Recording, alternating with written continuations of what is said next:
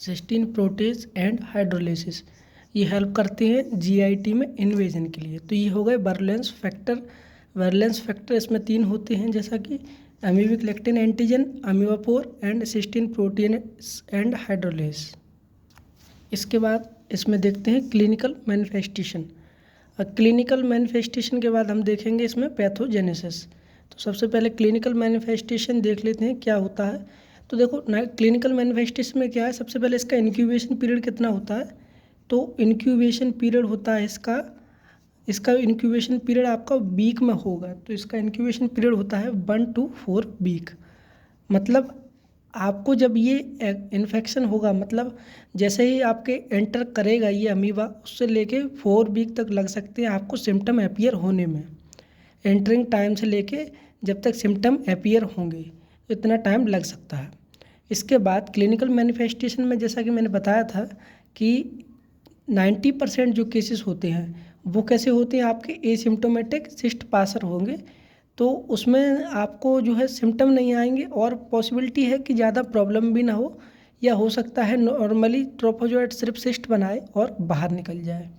बाकी जो 10% हैं उनमें कुछ इम्पॉर्टेंट चीज़ आती हैं, और उनमें एक है हमारे पास अमीबिक डिसेंट्री। अमीबिक डिसेंट्री जो है, इसमें सबसे पहले डिसेंट्री जो होता है, डिसेंट्री का मतलब है कि स्टूल में ब्लड आ रहा है साथ में, तो उसको डिसेंट्री बोलेंगे अमीबा की वजह से, इसलिए अमीबिक डिसेंट्री। तो अमीबिक डिसेंट्री जो होती है इसमें ब्लडी डायरिया होता है और म्यूकस आता है। तो ये ब्लडी होगा, म्यूकस वाला डायरिया होगा। और इसका खास क्या है, बेसिलरी जो डिसेंट्री होती है उससे फ़र्क है कि ये अप टू 10 टाइम्स होता है, और bacillary dysentery more than 10 times per day जो है इसकी फ्रिक्वेंसी हो सकती है स्टूल पास करने की। यहाँ पर ये डायरिया हो गया इस तरीके का। इसके अलावा यहाँ पर आपको फीवर, एब्डोमिनल पेन जैसा मिल सकता है, क्योंकि ये जीआईटी का है इसलिए आपको एब्डोमिनल पेन और फीवर आपको मिल सकता है। इसके अलावा जो है कुछ इंटेस्टाइनल कॉम्प्लिकेशन हो सकते हैं अमीबिक डिसेंट्री के अलावा। तो वो इंटेस्टाइनल कॉम्प्लिकेशन जो हैं वो क्या क्या हो सकते हैं उनका एक बार आपको नाम देखना है। तो इंटेस्टाइनल कॉम्प्लिकेशन में सबसे पहले यहाँ पे पॉसिबिलिटी है कि फल्मिनेंट अमीबिक कोलाइटिस हो सकता है। फल्मिनेंट अमीबिक कोलाइटिस, कोलन का इन्फेक्शन हो गया है तो उसको कोलाइटिस बोलेंगे। अगर अपेंडिक्स में पहुँच जाता है ये इन्फेक्शन तो इसको बोलेंगे अमीबिक अपेंडिसाइटिस। अगर पेरिटोनियम में हो जाता है तो अमीबिक पेरिटोनाइटिस। अगर यही इंटेस्टिनल परफोरेशन कर सकता है, वो भी पॉसिबिलिटी है एक इंटेस्टिनल परफोरेशन की। और साथ ही में अगर ग्रेनुलोमा फॉर्मेशन हो रहा है, अमीबिक ग्रेनुलोमा, तो उसी को हम बोलेंगे अमीबोमा। इसका मतलब है अमीबिक ग्रेनुलोमा फॉर्मेशन हो रहा है। अमीबोमा में क्या होगा, रेक्टोसिग्मोइड रीजन में, जो रेक्टोसिग्मोइड रीजन है यानी कि रेक्टम और जो सिग्मोइड जो आपके कॉलन है उसका जो रीजन है उसमें सीडो ट्यूमर बन सकता है, यानी कि ट्यूमर लाइक स्ट्रक्चर वहाँ पे बन सकता है। तो वो कंडीशन क्या कहलाएगी, आपकी अमीबोमा। इसके अलावा टॉक्सिक मेगाकोलोन भी देखने को मिल सकता है। इसके बाद देखते हैं पैथोजेनेसिस। तो देखो पैथोजेनेसिस में क्या हुआ, सबसे पहले इसको क्या कंटेमिनेटेड फूड एंड वाटर से हमने ईट किया, तो इसका सबसे पहले क्या हुआ हमारे पास इंजेक्शन के बाद ये स्मॉल इंटेस्टाइन में पहुंचेगा। स्मॉल इंटेस्टाइन में ये जैसे ही जाएगा तो स्मॉल इंटेस्टाइन में होगा इसका एक्सस्टेशन, यानी कि ट्रिप्सिन की वजह से ये ट्रोफोजाइट बाहर आ जाएंगे, फिर ये पहुँचेंगे लार्ज इंटेस्टाइन में। अब लार्ज इंटेस्टाइन में ये कुछ ऐसा करेंगे, कोलोनाइजेशन जिसको हमने टर्म दिया है। तो कोलोनाइजेशन एक टर्म देते हैं जिसमें लार्ज इंटेस्टाइन में क्या होगा, जो अमीबा हैं वो जा कर के कोलोनाइज कर लेंगे लार्ज इंटेस्टाइन में, जो ट्रोपोजॉइट हैं वो कोलोनाइज कर लेंगे, वहाँ पे रहने लगेंगे, तो उसको बोलेंगे कोलोनाइजेशन। तो ये फर्स्ट स्टेप होगी आपकी, लार्ज इंटेस्टाइन में कोलोनाइजेशन करेंगे। कोलोनाइजेशन के बाद दूसरा जो है इसमें होगा एडेशन, मतलब जो ट्रोपोजाइट हैं वो लार्ज इंटेस्टाइन की म्यूकोसा से एडहेर हो जाएंगे। तो यहाँ पर दूसरा स्टेप क्या होगा आपका एडेशन। अब एडेशन के लिए यहाँ पर हमने देखा था एक अमीबिक लेक्टिन एंटीजन नाम का एक बर्लेंस फैक्टर जो हेल्प करेगा इसमें एडेशन में। तो सबसे पहले वहाँ पे आके कोलोनाइज होंगे, देन एडेशन होगा। एडेशन के बाद तीसरा स्टेप हमारे पास ये अल्सर कॉज कर सकते हैं अगर ये सिम्टोमेटिक नहीं है, मतलब ये पैथोजेनेसिस की जो बात हो रही है तो कहीं ना कहीं वो उसी की बात हो रही है कि वो कहीं ना कहीं डिस्ट्रक्शन कर रहे हैं हमारे अंदर, कहीं ना कहीं जो है डिसीज जो है पैदा कर रहे हैं, तो उसके लिए बात हो रही है। तो ये अल्सर कर सकती हैं और कैरेक्टरिस्टिक फ्लास्क शेप्ड अल्सर होता है। फ्लास्क शेप्ड अल्सर क्यों बोलते हैं, क्योंकि इसका जो बेस होता है इसका वो वाइड रहता है। तो फ्लास्क शेप्ड अल्सर कर सकते हैं ट्रोपोजॉइट, जिसमें कि इसका बेस जो होता है वो ब्रॉड रहता है। और कॉमनली ये कहाँ पर हमें देखने को मिलता है, कॉमनली ये सीकम में देखने को मिलता है। इसके बाद फ्लास्क शेप्ड अल्सर कर सकते हैं, साथ में इसके बाद वो इन्वेजन कर सकते हैं, यानी कि इन्वेड कर करके एक्स्ट्रा इंटेस्टाइनल किसी साइड पे चले जाएं, जैसे कि लीवर हुआ या लार्ज इंटेस्टाइनल को इन्वेड करने के बाद वो किसी और जगह पे जा सकते हैं। इसके लिए यूज करते हैं सिस्टीन प्रोटीएज और हाइड्रोलिटिक एंजाइम जो हमने पढ़े थे बर्लेंस फैक्टर में, उनका यूज करते हैं। तो इन्वेजन की वजह से डिफरेंट कॉम्प्लिकेशन मिलेंगे। इन्वेजन किसकी हेल्प से हो रहा है, जो आपके सिस्टीन प्रोटीएज हैं और हाइड्रोलेस एंजाइम हैं, उनकी वजह से हो रहा है। इसके बाद हो सकता है वो कॉम्प्लिकेशन डिफरेंट आ जाएं आपके, तो वो पॉसिबिलिटी है। तो 4 स्टेज आपको ध्यान रखनी है। एक तो कोलोनाइज होगा लार्ज इंटेस्टाइन में, ऐसे याद रख सकते हैं कि लार्ज इंटेस्टाइन में जाके नंबर बढ़ाएगा तो कोलोनाइजेशन हो जाएगा उसका, फिर वो अडेयर करेगा अमीबिक लेक्टिन एंटीजन की हेल्प से इंटेस्टाइन से, देन फ्लास्क शेप्ड अल्सर कर देगा एंड देन इन्वेजन कर देगा उन अल्सर के अंदर जा करके इंटेस्टाइन्स को परफोरेट करके कहीं और जा सकता है बॉडी में। तो इस तरीके की पैथोजेनेसिस हो गई। इसके बाद लैब डायग्नोसिस का नंबर आता है। तो लैब डायग्नोसिस में हम सबसे पहले तो ये देखेंगे कि हमें सैंपल क्या लेना है इसमें। क्या हम इसमें ब्लड लेंगे सैंपल में? देखो ब्लड नहीं लेंगे, क्योंकि ब्लड का इन्फेक्शन ही नहीं है तो ब्लड का सैंपल नहीं ले सकते, मतलब नहीं है उसका कोई। यहाँ पर हम सैंपल लेंगे जो मोस्ट कॉमन हमें ज़रूरत है वो है जीआईटी का। अगर इन्फेक्शन है तो हमें जीआईटी का सैंपल लेना है, यानी कि स्टूल का सैंपल लेंगे। तो हम स्टूल का सैंपल लेंगे जिससे कि हमें सिस्ट या ट्रोपोजॉइट देखने को मिले। अब प्रॉब्लम ये है कि स्टूल में ये पास जो होते हैं इंटरमिटेंट पास होते हैं, तो हमें क्या करना है, एटलीस्ट 3 सैंपल लेने हैं, एटलीस्ट 3 सैंपल लेने हैं। लेकिन वो सैंपल हमें अल्टरनेट डे पे लेने हैं, अल्टरनेट डे पे लेने हैं 10 डेज़ के अंदर। इस तरीके से हमें सैंपल लेना है। इसके बाद हम इसकी मैक्रोस्कोपी देखेंगे। मैक्रोस्कोपी का मतलब क्या होता है, जब पेशेंट आपका जो है सैंपल लेके आ रहा है कंटेनर में, तो हम कुछ चीज़ें उसमें देख कर के बता सकते हैं। जैसे कि अगर अमीबिक डिसेंट्री है तो उसमें पॉसिबिलिटी है कि जो स्टूल होगा वो फॉल स्मेलिंग होगा, तो जो इसकी स्मेल है फॉल स्मेलिंग होगी।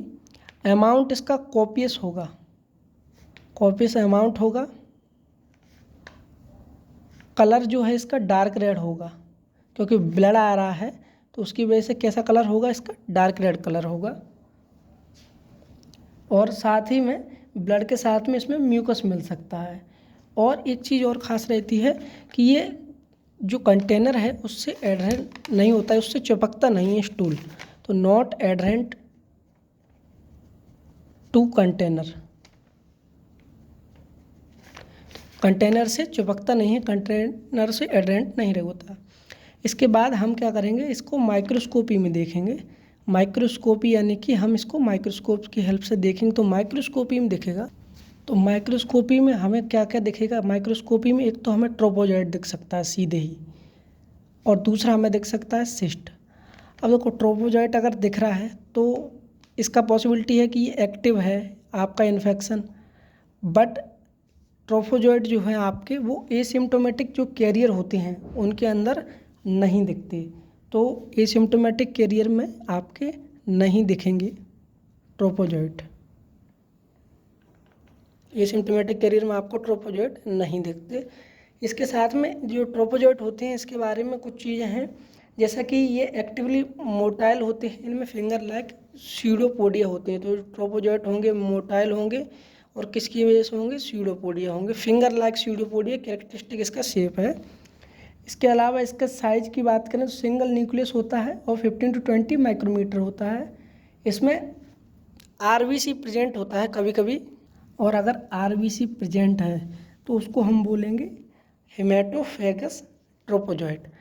हेमेटोफेगस ट्रोपोजॉइट। अगर आरबीसी प्रेजेंट है तो फिर ये एंटामीबा हिस्टोलाइटिका होगा। ये डिफ्रेंशिएट कर सकते हैं हम एंटामीबा डिस्पार्सी इसकी हेल्प से, अगर आरबीसी प्रेजेंट है ट्रोपोजॉइट में हमने देखी तो। साथ में ये ट्रोपोजॉइट वाला ये जो मेथड है ये गोल्ड स्टैंडर्ड है, ये आपको ध्यान रखना है। गोल्ड स्टैंडर्ड टेस्ट है। अगर आप ट्रोपोजॉइट देख लेते हैं तो साथ में न्यूक्लियस जो होता है इसका सेंट्रल में प्रेजेंट होता है और पेरिफेरी में क्रोमेटिन ग्रेन्यूल मिलते हैं जो न्यूक्लियर मेम्ब्रेन को लाइन करते हैं। जो स्पेस होता है कैल्शियम और न्यूक्लियर मेम्ब्रेन के बीच में, उसमें स्पोक लाइक रेडियल अरेंजमेंट होते हैं एक्रोमेटिक फाइबर के। इसकी वजह से हमें कार्ट व्हील अपीयरेंस देखने को मिलता है न्यूक्लियस में। तो यहाँ पर हमें एक इम्पॉर्टेंट कार्ट व्हील अपीयरेंस देखने को मिलता है ट्रोपोजॉइट के अंदर। ट्रोपोजॉइट जो होते हैं सेलाइन माउंट में अच्छे से दिखते हैं आयोडीन माउंट की जगह। तो हम दो माउंट यूज करते हैं ट्रोपोजॉइट और सिस्ट जो माइक्रोस्कोपी में सेलाइन और आयोडीन, इसमें सेलाइन माउंट में हमें ट्रोपोजॉइट अच्छे से देखने को मिलते हैं। लेकिन ये सेलाइन माउंट में हमें अच्छे को देखने को मिलते हैं, पर यहीं पर अगर हम सिस्ट की बात करें तो हमें ये आयोडीन माउंट में अच्छे को देखने को मिलते हैं। तो यहाँ पर ये क्या है कि हमें एक्टिव में भी देखने को मिलेगा और एसिम्प्टोमेटिक में भी सिस्ट पासर हैं तो एसिम्प्टोमेटिक में भी हमें देखने को मिलेगा। तो कैरियर में भी देख सकते हैं हम इसको। साथ ही में सिस्ट जो होता है आपका, इसको हम जैसा कि दो तरीके से डिवाइड कर चुके हैं, इमैच्योर और मैच्योर। तो आपको कोई भी देख सकता है। अगर मैच्योर दिखा तो पॉसिबिलिटी इसमें क्वाड्रीन्यूक्लिएटेड सिस्ट होगी, 4 न्यूक्लियस देखने को मिलेंगे। इमैच्योर में 1 या 2 न्यूक्लियस मिल सकते हैं, मोनो या बाइन्यूक्लिएटेड सिस्ट हो सकती है। इनमें ग्लाइकोजन ग्रेन्यूल भी मिल जाते हैं कभी कभी, ग्लाइकोजन ग्रेन्यूल। अब माइक्रोस्कोपी के लिए ये दो चीज़ें हमें मिलती हैं, बट माइक्रोस्कोपी के लिए कुछ और चीज़ें हम इस्तेमाल कर सकते हैं, जैसा कि हम इसको स्टेन कर सकते हैं। अगर हमें अच्छे से नहीं दिख रहा तो हम इसमें स्टेनिंग यूज कर सकते हैं, जैसे कि ट्राइक्रोम स्टेन या हीमोटॉक्सिलिन। तो स्टेनिंग के लिए हम क्या कर सकते हैं इसमें, या तो ट्राइक्रोम और हीमोटॉक्सिलिन स्टेन का यूज कर सकते हैं। तो डायरेक्ट भी देख सकते हैं आयोडीन और सेलाइन माउंट के थ्रू, और अगर नहीं दिख रहा तो स्टेनिंग के लिए हम इन दोनों का यूज कर सकते हैं। स्टूल कंसंट्रेशन कर सकते हैं फॉर्मेलिन ईथर सेडिमेंटेशन मेथड के थ्रू, अगर अच्छे से देखना है तो। और रिपोर्टिंग के लिए एक खास चीज़ है, क्योंकि मैंने स्टार्टिंग में बात की थी मॉर्फोलॉजी सिमिलर होती है एंटामीबा हिस्टोलाइटिका की, बांग्लादेशी मॉस्कोवस की और डिस्पार से। तो इसमें रिपोर्ट में आपको लिखना चाहिए कि जो सिस्ट या ट्रोपोजॉइट इन तीनों में से किसी के पाए गए, इन चारों में से, तो उसी के अकॉर्डिंग आपका ट्रीटमेंट हो पाएगा। आपको स्लैश लगाना है उसमें, क्योंकि पॉसिबिलिटी है किसी की भी हो सकते हैं, हम सिर्फ माइक्रोस्कोपी के बेसिस पे नहीं बता सकते। अगर हम पीसीआर कर लेते हैं देन हम डेफिनेटली कह सकते हैं कि किसका है। इसके अलावा ये स्टूल माइक्रोस्कोपी हो गई। माइक्रोस्कोपी के अलावा हिस्टोलॉजी में हम पीरियोडिक एसिड शिप्स या H&E स्टेन से देख सकते हैं। इसके बाद स्टूल कल्चर आता है। तो इसके बाद एक कल्चर मेथड है स्टूल कल्चर नाम से। स्टूल कल्चर में क्या करेंगे हम कि इसको कल्चर करके देखते हैं। तो कल्चर के लिए यहाँ पर दो तरीके की मेथड हैं। एक है polygenic culture media, polygenic culture media, लेकिन इनको यूज नहीं करते हम, सिर्फ इनको स्टडी के लिए यूज करते हैं, इनको जो है सीरोलॉजी में यूज नहीं करते। और दूसरा है एजेनिक कल्चर मीडिया। तो जो पॉलीजेनिक कल्चर मीडिया है इसमें बैक्टीरियल सप्लीमेंट होते हैं, जैसे कि national institute of health media हुआ, और जो आपका ड्रॉबलैब एग सीरम मीडियम हुआ, बॉयक एंड ड्रॉबलैब एग सीरम मीडियम। और एक्सेनिक कल्चर मीडियम में आपका बैक्टीरियल सप्लीमेंट नहीं होता, जैसे कि डायमंड मीडियम हुआ। तो इसको हम सिर्फ स्टडी के लिए यूज करते हैं। इसके अलावा हम एंटीजन डिटेक्ट कर सकते हैं इसमें। तो आपका एंटीजन का डिटेक्शन कर सकते हैं। एंटीजन के डिटेक्शन के लिए तो देखो, एंटीजन में जैसा कि एक था लेक्टिन, तो इसके लिए एंट अमीबा हिस्टोलिटिका पॉजिटिव आएगा। अगर यही एंट अमीबा डिस्पार के लिए करेंगे तो ये नेगेटिव आएगा। तो ऐसे एक डिफ्रेंशिएट हो सकता है। ये तो हो गया आपका लेक्टिन एंटीजन जो हमने देखा था। और इसके अलावा एक टेस्ट और है जिसका नाम मिलता है, वो है इम्यूनो क्रोमैटोग्राफिक टेस्ट, ICT के नाम से। तो ये भी कर सकते हैं ICT test rapid diagnosis test में आता है, जिसका मतलब आपका आधे घंटे के अंदर जो है रिजल्ट मिल जाएगा आपको। इसमें हमें ट्राइज पैरासाइट पैनल मिलता है, जो कि आपके जो एंटीजन है 3 पैरासिटिक स्टूल एंटीजन है वो एक साथ भी डिटेक्ट कर सकता है, जैसे जियार्डिया लेम्बलिया और एंटमीबा हिस्टोलाइटिका या डिस्पार क्रिप्टोस्पोरोडियम। तो इससे आप डिटेक्ट कर सकते हैं इनमें से अगर किसी का होगा। इसके अलावा यहाँ पर सीरोलॉजी भी यूज होती है। सीरोलॉजी डिफरेंट मेथड हैं। सीरोलॉजी में मेथड हैं आपके, एक तो वही है आप अमीबिक एंटीजन को डिस्कवर करें एलिसा के थ्रू। दूसरा है हम अमीबिक एंटीबॉडी देख लें यहाँ पर। तो एंटीबॉडी में क्या है, जो अमीबा एंटीजन है इनके खिलाफ जो आपकी एंटीबॉडी बनी होगी तो उसको हम एलिसा से डिटेक्ट कर सकते हैं, IgG एंटीबॉडी लेक्टिन एंटीजन के अगेंस्ट। बट ये भी ज़्यादा यूजफुल नहीं है क्योंकि ये लेटर स्टेज में बनती है, इसलिए ज़्यादा यूजफुल नहीं है। बट हम इसको भी एलिसा से यूज कर सकते हैं, IgG एंटीबॉडी बनती है। तीसरा इसमें एक एंजाइम होता है, तो एंजाइम को आप डिस्कवर कर सकते हैं जाइमोडेम एंजाइम। तो इस एंजाइम को आप डिस्कवर कर सकते हैं। और इसके सीरोलॉजी के बाद आता है फाइनल जो आपका एडवांस है मॉलिकुलर टेस्ट जो है डायग्नोसिस के। इसमें आपका आता है नेस्टेड मल्टीप्लेक्स PCR,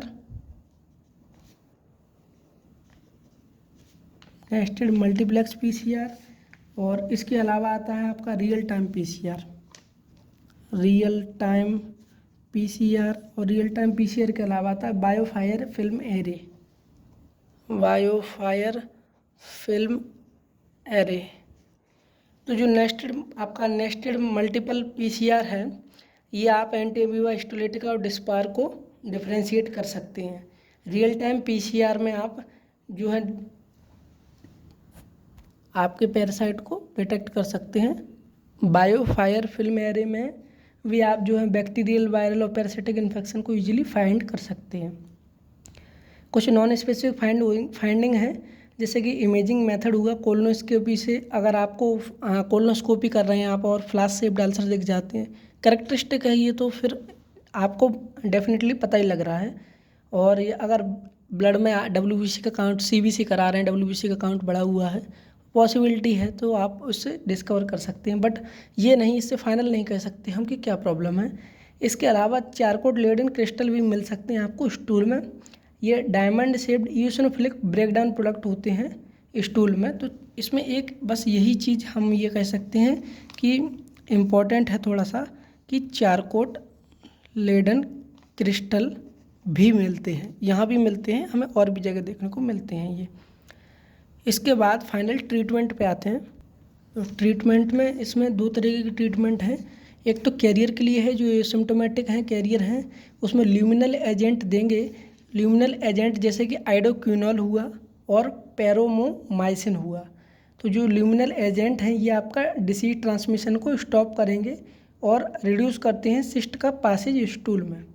इसके अलावा अगर अमीबिक डिसेंट्री का केस है तो हमें ल्यूमिनल एजेंट देने पड़ेंगे सिस्ट के लिए, साथ में कुछ और भी एजेंट देने पड़ेंगे जो टिश्यू एजेंट हैं, जिनको हम कह रहे हैं, जैसे कि मेट्रोनिडाजोल हुआ और टिनेडाजोल हुआ। अब अगर उसको डिसेंट्री ज़्यादा हो रहा है तो हमें फिर उसके अकॉर्डिंग सिम्प्टोमेटिक ट्रीटमेंट भी देना पड़ सकता है, जैसे इलेक्ट्रोलाइट और फ्लूइड वगैरह का। और इस तरीके का हमें देना पड़ सकता है ट्रीटमेंट, कुछ सिम्प्टोमेटिक भी। प्रिवेंशन है इसमें कि वही आपका यूनिवर्सल प्रिवेंशन हो गया, एक तो हैंड वॉशिंग और फूड एंड वाटर जो कंटेमिनेटेड हो उसके इंजेक्शन से बचना चाहिए हमको, और एसिम्प्टोमेटिक जो कैरियर है उनका ट्रीटमेंट करना है।